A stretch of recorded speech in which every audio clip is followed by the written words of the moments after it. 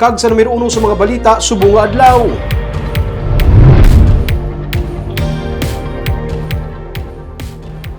Isa ka fitness coach nga isa man ka accountant kag iyang nobya nga manuglakad sa abroad ang patay matapos mabunggong ilang auto sa isa ka truck sa Victoria City.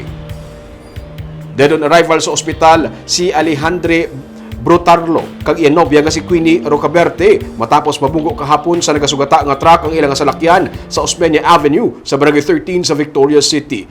Sunod sa kay Colonel Joseph Fajardo, hepe sa Victoria's PNP, padulong sa norte ang salakyan nga dala sa magnobyohanay sang hinali madulaan sa kontrol ang driver kag ini ang nagbunggo sa nagasugata nga truck. Sunod sa kay Colonel Joseph Fajardo, hepe sa Victoria's PNP, padulong sa norte ang salakyan nga dala sa magnobyohanay sang hinali madulaan sa kontrol ang driver kag ini ay nagbunggo sa nagasugata nga truck sa piyak nga lane. Madasig ang pagpadalagan ni Brotarlo sa auto suno sa pulis. Si Brotarlo at taga Rojas City kag nagbisita lang sa Negros kung saan nagaistar ang iyang nobya nga si Rocaberte nga manuglakat na tani sa luwas. Gitpahayag man ni Fajardo nga ilaman o si saon kun bala maiban pa nga mga kabangdanan kun nga natabo ang aksidente. Kaangay na lang sa mga aligasyon nga nagwa sa social media nga kuno ginhungod nga sang nobyo ang pagbunggo sa truck. May inisyal man nga settlement sunod sa kay Fajardo sa drivers ng truck kag sa pamilya sa mga biktima. Gani hindi naman nila ini pagpasakaan pa sang kaso.